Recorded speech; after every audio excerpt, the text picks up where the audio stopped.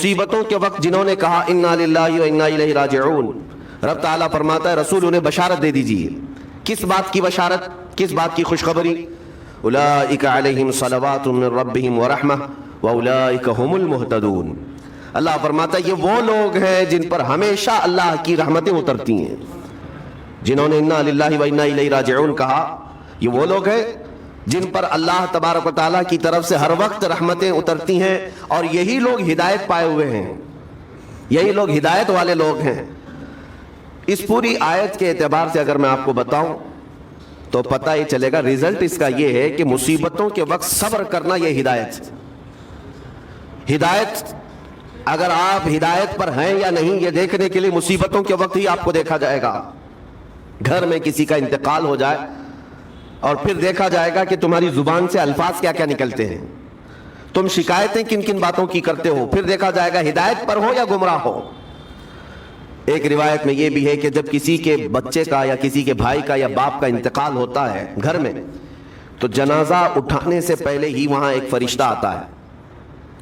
وہ فرشتہ گھر والوں کا معائنہ کر رہا ہوتا ہے کہ کون کون کیا کیا کہہ رہا ہے۔ رب ذوالجلال ہر چیز کی خبر رکھتا ہے، لیکن فرشتوں کو اسباب بنایا گیا ہے اور گواہ بنانے کے لیے انہیں یہ ڈیوٹی دی جاتی ہے۔ ہر ایک کی زبان سے نکلے ہوئے الفاظ وہ سنتا ہے اور جا کر کے رب تعالیٰ کی بارگاہ میں عرض کرتا ہے۔ اللہ تعالیٰ پوچھتا ہے کہ میں نے فلاں کے گھر سے ایک جان لے لی، ان کا عزیز بیٹا چلا گیا، بھائی چلا گیا، ماں چلی گئی، وہ لوگ میرے بارے میں کیا کہہ رہے تھے؟ فرشتہ کہتا ہے اے رب ذوالجلال، ان لوگوں کے زبان پر شکر کے الفاظ تھے، وَإِنَّا لِلَّهِ وَإِنَّا إِلَيْهِ راجعون کہہ رہے تھے، اور وہ صبر کر رہے تھے۔ میں نے گھر والوں کے سب حالات دیکھے۔ اللہ تعالیٰ فرماتا ہے اے میرے فرشتے تو گواہ رہنا، میں نے ان سے جو چیز لیا ہے اس سے کئی گنا زیادہ نعمت انہیں عطا کروں گا، اس سے بہتر نسل انہیں دی جائے گی، اور ان کے غم آج جتنے ہیں اس سے کئی گنا زیادہ خوشیاں میں انہیں جنت کی عطا کروں گا جنہوں نے میری دی ہوئی مصیبت پر صبر کیا۔ اور کوئی گھر ایسا ہوگا جس گھر سے فرشتہ جا کر کہے گا کہ مولا اس گھر والے تو بے قابو تھے، جو منہ میں آیا بکے جا رہے تھے، وہ تو یوں کہہ رہے تھے کہ اللہ کو کیا ہمارا ہی گھر ملا، ہمارا ہی بچہ جانے کو تھا، ہمارے ہی گھر میں یہ آفت آنے کو تھی۔ اس طرح کے الفاظ وہ کہہ رہے تھے اور رب تبارک و تعالیٰ کو ظالم کہہ رہے تھے۔ اللہ تبارک و تعالیٰ اپنے جلال کا اظہار فرماتا ہے، ارشاد فرماتا ہے فرشتے کو اے فرشتے تو گواہ رہنا، انہوں نے میرے بارے میں جیسا گمان کیا اب میں ان کے ساتھ ویسا ہی سلوک کروں گا۔ اللہ تبارک و تعالیٰ کے ساتھ یہ گمان جس طرح بندہ کرے گا اللہ تعالیٰ اس کے ساتھ اسی طرح کا سلوک فرمائے گا۔ اس کو ارحم الراحمین ہی تصور کرو۔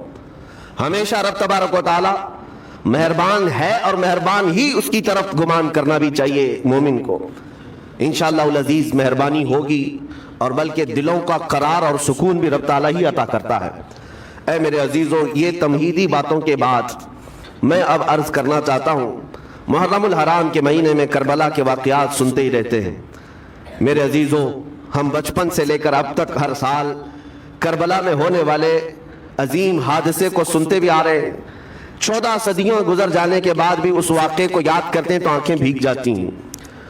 اس میدان میں، وہاں کے ریگزاروں میں رسول کریم صلی اللہ تعالیٰ علیہ وسلم کے اہل بیت کا جو امتحان تھا وہ کتنا سخت تھا، کتنا کٹھن تھا۔ کسی ایک کے ساتھ کوئی معاملہ ہو جائے تو سمجھ میں آئے، امام عالی مقام سید الشہداء امام حسین رضی اللہ تعالیٰ عنہ کو کتنا بڑا امتحان دینا پڑا ہوگا۔ ایک نہیں، اپنے خاندان کی 29 لاشیں انہوں نے اٹھائی ایک دن کے اندر، اپنے خاندان کی، پھر دوسرے ان کے اصحاب اور رسول اللہ کے صحابہ بھی اس میں موجود ہیں، اور دوسروں کے بچے بھی اس میں موجود ہیں۔ کل ملا کر 72 لوگوں کی وہاں پر جانیں گئی ہیں، شہادت کا جام انہوں نے نوش کیا ہے، لیکن ہر گھڑی امام حسین ہر موت کو دیکھتے رہے۔